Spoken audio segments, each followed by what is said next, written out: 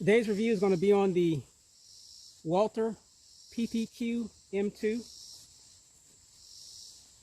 It is a semi-automatic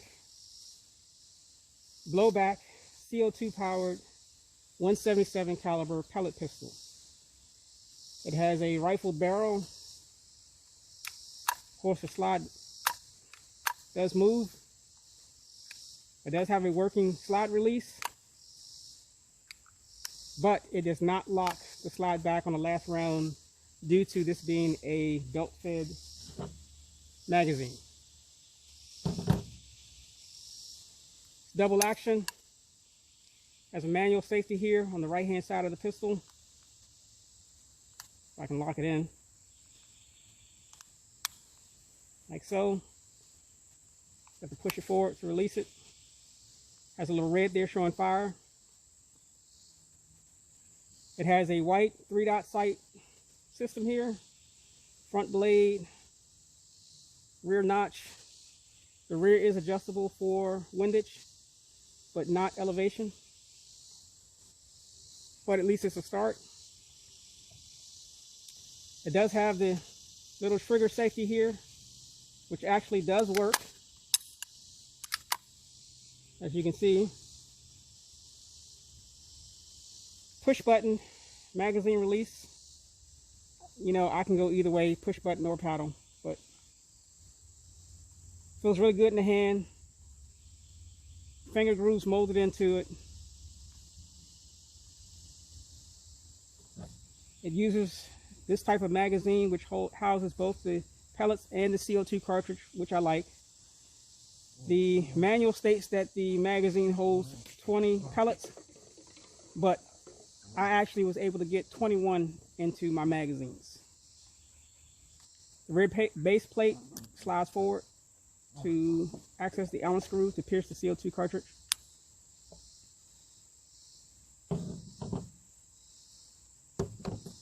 Another thing I like about this pistol is, you know, it doesn't have a lot of white, although it does have this Walther here on the barrel, but that's really nothing. You know, a lot of the white safety markings on it, they actually did a really good job of putting them on the bottom of the trigger guard, and even though they're still kind of subdued, so you don't really notice it. Has a pick rail. Without the magazine inserted, the trigger pull is 5 pounds, 15.5 ounces. With the magazine inserted, figure you're rotating the belt, the trigger pull is 7 pounds, 10.9 ounces. Another thing I like about this pistol is the polymer used on the frame of this gun is really good. I mean, to me, it seems similar to a lot of polymers used on the actual firearms. It's a really solid polymer, and I wish they had used something like this when they were doing the HK USP, and probably wouldn't have its issues. But again, polymer is really nice. The finish on this pistol, although a little glossy, is top notch also. It's held up pretty well. This pistol is very similar to this pistol here, which is the Umarex Glock 17 Gen 5. Although I like the look of the finish on this slide better, this finish is not durable at all. And you can kind of see some markings on there from holster wear. I've been holstering this pistol basically since I've got it, and you don't see really no holster wear on there. That's pretty awesome. So this pistol doesn't look like it, but it's actually been used quite a lot and been beat up quite a lot, but you really can't tell. Also, it doesn't come with this optic. I mounted the optic on it myself. And, excuse me, let's just say that was a chore, because the thinness, the way or I should say the roundness of the top of the slide is very difficult, and I generally use two-way tape to do this. So to get this to mount and stay there, I basically had to machine down the slide here to basically get this to somewhat fit flat. And I've been using it for about a week now and still holding zero, so no complaints. And even, you know, racking it from the optic. So next up, for the velocity and accuracy test, I'll be using this RWS R10 Match 7-grain wad cutter. Next up is the velocity test.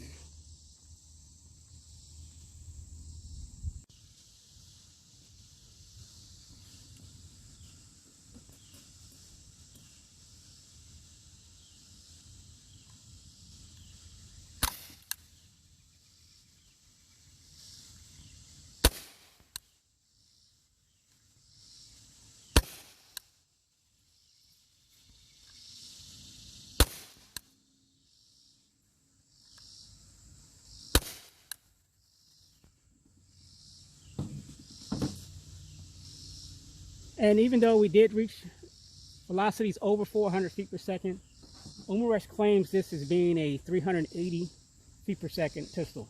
So we definitely got over that.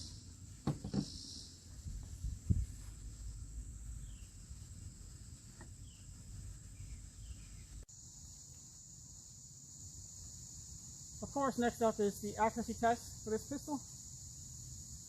This time it'll be 5 shots at 15 yards. Afterwards, we'll go on range and take a look.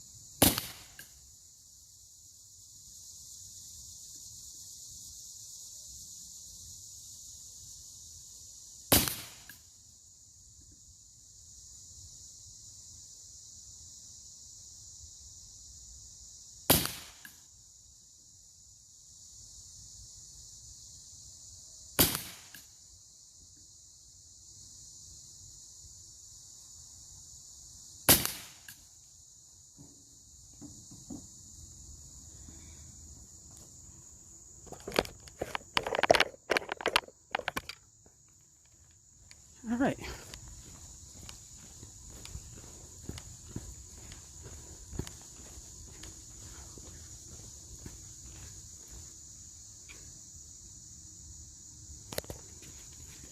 Let's see what we got here. 1, 2, 3, 4, and 5.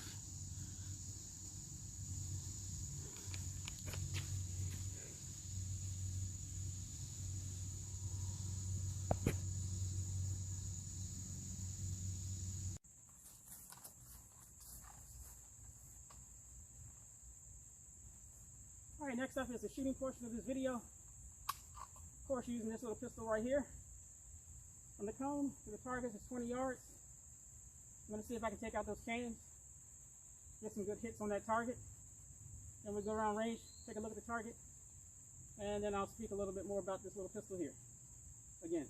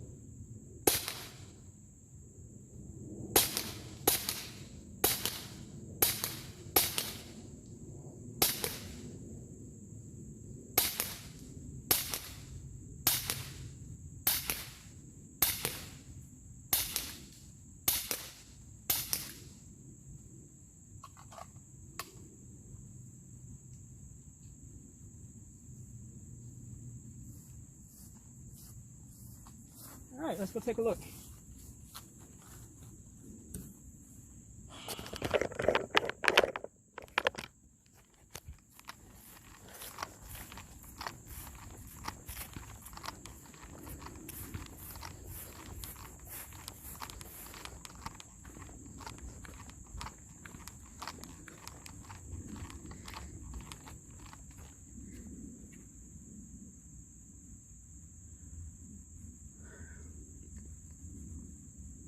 Not exactly sure how many shots I fired, but let's see, you got here 1, 2, 3, 4, 5, 6, 7, 8, 9, 10, 11, 12, 13, 14, and 15.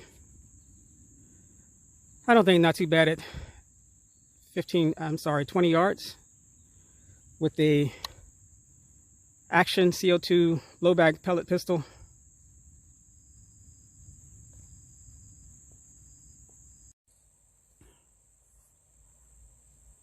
So for the conclusion of this video, what is my opinion on the Umarex Walther PPQ M2? I like this pistol. I like it a lot. Now, it doesn't mean it doesn't have its downsides. Number one being the trigger pull. The trigger pull, honestly, it sucks. In action shooting, you don't really notice it too much. But if you're trying to target shoot this pistol, you're going to notice it and you're going to hate it. But if you can manage it, it's an accurate pistol. This pistol is way more accurate than I thought it would be. And to kind of give you an idea of the accuracy from this pistol, I mean, you already saw the group at 15 yards that I shot on camera with this pistol. But when I was zeroing this pistol, once I got it zeroed, or thought I had it zeroed, I shot this group here at 15 yards. Now, you would have told me this pistol can do this at 15 yards, I wouldn't believe you. But this is it. Wish I could have done it on camera. Didn't happen. But even the one on camera at 15 yards from this pistol is great. This pistol is more powerful than what it's claimed to be, and it has a really strong blowback. Again, the downsides is that power and blowback drops off pretty fast, unfortunately. Now, I like the feel of this pistol. Actually, I should say I love the feel of this pistol. I love the look of this pistol. I like the fact that it holds 21 rounds and the CO2 cartridge and the pellets are in one magazine. And, you know, like I say, the sights are fine, but for me, putting the optic on it just made this pistol so much better. Other than that, that's pretty much about it on the Walther PPQ M2.